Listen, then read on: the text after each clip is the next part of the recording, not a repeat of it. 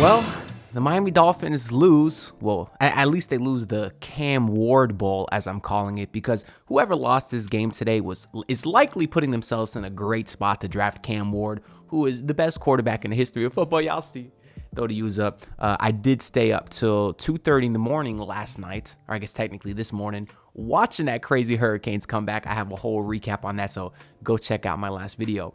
But anyways, the Dolphins did actually win the game, if you count that as a win. But no, I actually should be serious here. It's a nice win because it puts the Dolphins at 2-3 going into the bye week, and it kind of still keeps their playoff chances alive when Tua does come back, because all signs point to him coming back after the next game. So he will miss the next game versus the Colts, and then he'll return the following week versus the Cardinals. So let's assume that the Dolphins do lose that game versus the Colts, which I'd put my life savings on, because this Dolphins team is embarrassingly bad. We'll get into it. And the winner of this game was just going to be whoever stinks the least. And today that was the Patriots, because my God, that team is awful.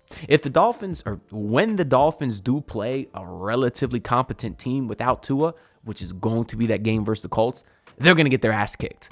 Although I guess I should say Anthony Richardson missed today's game. We don't know if he'll be back for the next one versus the Dolphins, but they did have Joe Flacco, who is a million times better a backup quarterback than Tyler Huntley or Skylar Thompson or Tim Boyle, or whoever the hell the Dolphins decide to bring up at backup quarterback. It really is a shame the Dolphins didn't invest in a good backup, but we've talked about that point 1,000 times. So anyways, this win does sort of keep your playoff hopes alive. You wanted to win at least one of the games without Tua, because now you theoretically have a chance. I do believe the Dolphins are also only one game out of first place in the AFC East, which is insane. But anyways, the Dolphins usually start seasons great and end them terribly, so maybe this year's the opposite.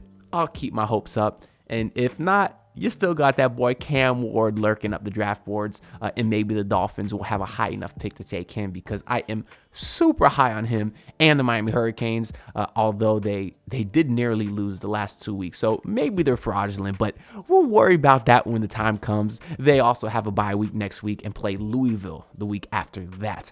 But anyways, the Dolphins are still cursed, whether they have Tua back or not, because today you get Odell Beckham Jr. back, and then on his first target, Tyler Huntley throws a pick. But you also get Teron Armstead and Kendall Fuller back, but then Kendall Fuller got hurt. But at least they got Raheem Mostert back, but then Devon Achane went down with a concussion. And also Javon Holland got hurt too. So the curse that keeps on cursing continued today, as the Miami Dolphins did not fare so well in the injury department. Meanwhile, you look around the league and Tyler Van Ginkel caught another pick six. So he quite literally has as many touchdowns this season as the Dolphins do without Tua, which has been, 3 games already.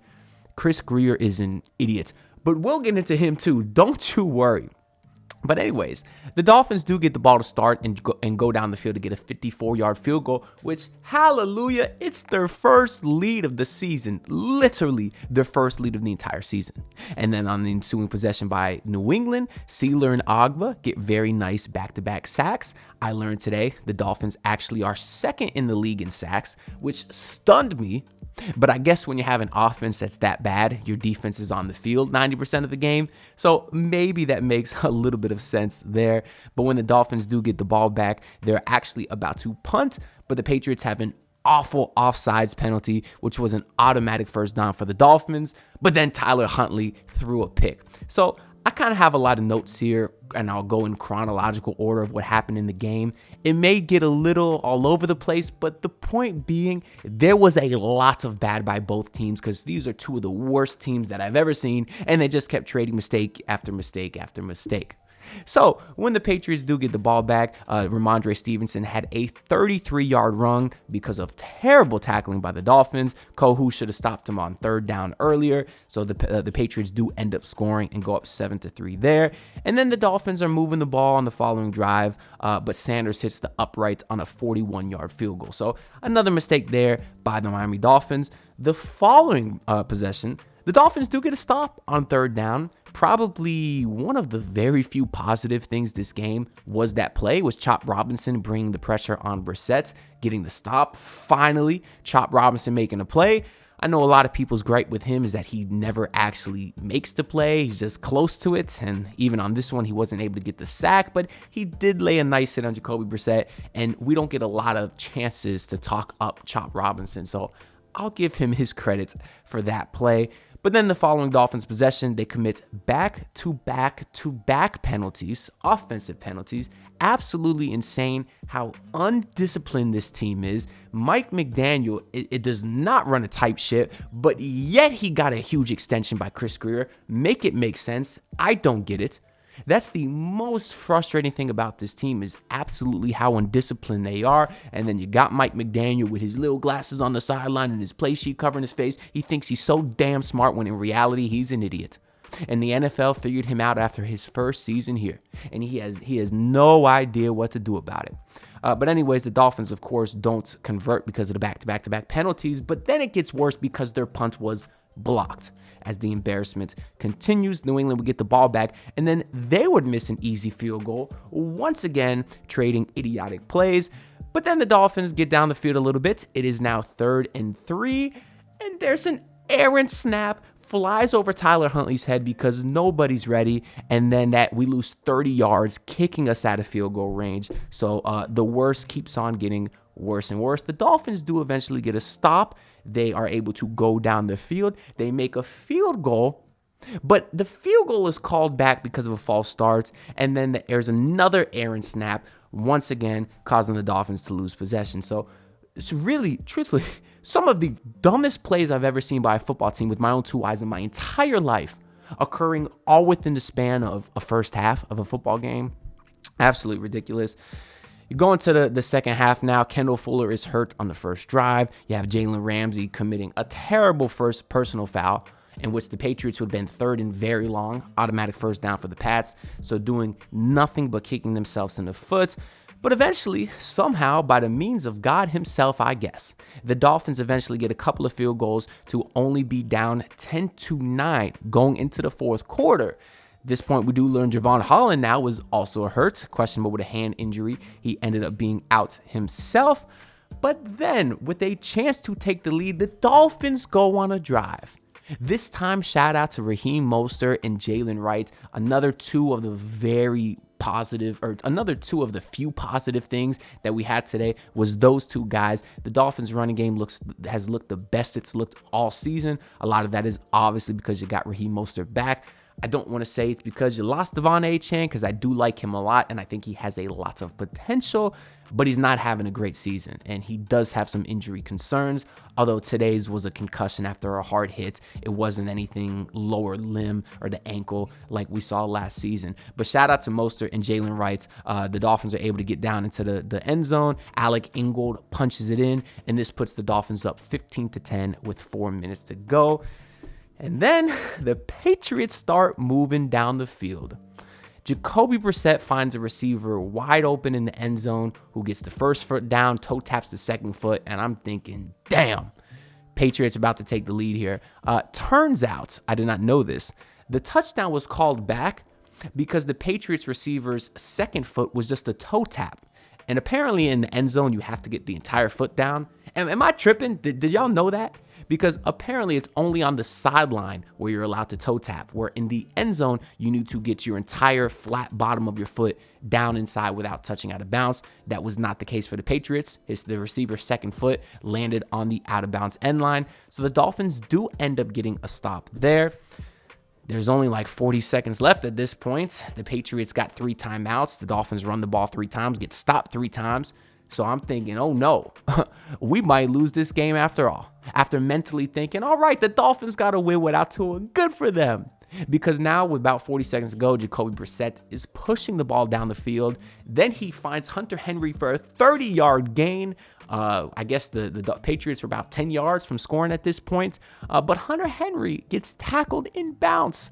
there's 4 seconds left. Patriots obviously have no timeouts, can't get the ball to spike it, and then that's the game as the Miami Dolphins win. If you want to look at it as a win, they technically win in the score sheet. But the most disappointing thing about this is how truthfully and utterly embarrassing this loss was. And the part that's infuriating about it is you're watching this team be truly incompetent. And if you think Tua's coming back and fixing this, it's ridiculous. Because Tua's not fixing the undisciplined team, the bad snapping, the bad tackling, the bad everything else, the bad kicking. Tua is not fixing that alone.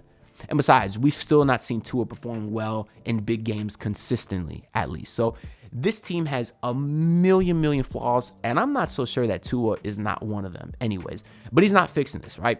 And you're not just bad, you're not just average, you are insanely awful.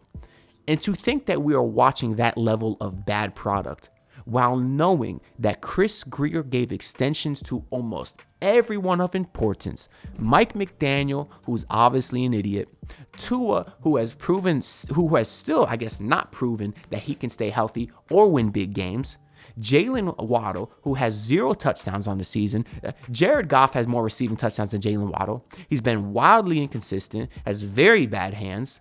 Jalen Ramsey, who was awful today and is having an awful season.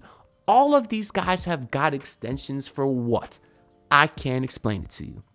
But we might have a whole other video talking about that and basically talking about how the Dolphins should proceed going into next season, because a lot of people, even though they won today, are saying they should tank. Because obviously you got Cam Ward out there, like I've been saying. Jalen Milroe from Alabama looks awesome, although they did lose to Vanderbilt. And then there is that guy, Ashton Genty, the Boise State running back, who looks insane. But I can't see the Dolphins taking a running back for obvious reasons. But let's look at some of the stats today. Tyler Huntley did cash the over, which shocked me. His line was set at 160 by Vegas. He did have 194 today with 0 touchdowns and a pick. So he was better than you could have expected from him, although he really didn't do much. But then in the rushing game here, Jalen Wright, 13 carries, 86 yards. That's 6.6 average attempt per carry. Mostert, 19 carries. He was your lead back today, 80 yards for him. And then Achane was only able to get 3 carries before his injury. But those running backs looked very great. It was nice and refreshing to see after rushing the ball so well last year and not being able to see that this season. And then in the receiving game, Tyreek Hill got you 69 yards on 6 catches. Nice to see him be used. But for me, the biggest story in the receiving game was Jonnu Smith, who had 5 receptions today for 62 yards. I feel like he had twice as many targets as he's had every other game combined, because this is the first game you could tell they really looked to feature him. You saw a lot of that early on, and when the Dolphins signed him, we were told he was going to be used in the passing game, and we haven't seen that yet until today. I do think he'll be a nice weapon, especially since your other tight ends, well, most of them don't play, the dudes you drafted early. But then also Durham Smythe is terrible, and Julian Hill is a complete bum. Why the hell is he on this roster? I don't know.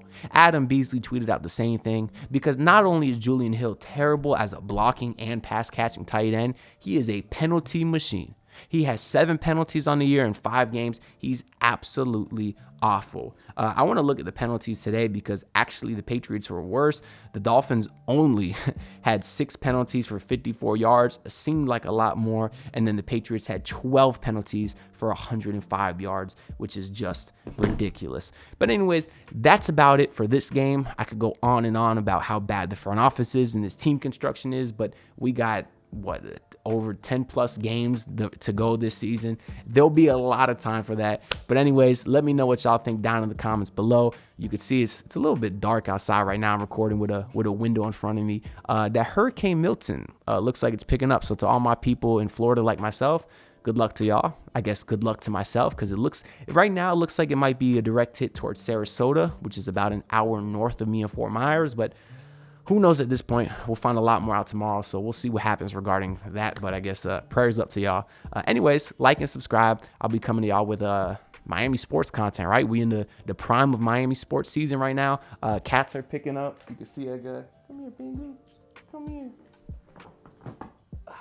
Cats are picking up literally and figuratively. Panthers start in just a couple of days. And then, of course, you got the Miami Heat with their first preseason game in 2 days at this point. So I'll see y'all next time. Say bye, Pengu. Say bye. Say bye. All right, get out of here. I'll put your ass back out in the rain. Peace out, y'all. Look, pull up in your city, tryna get that dead face. Do it on my own, I don't need no dead weight. Had to kill him off, yeah, I need a head space. You know this homegrown bitch don't offend me.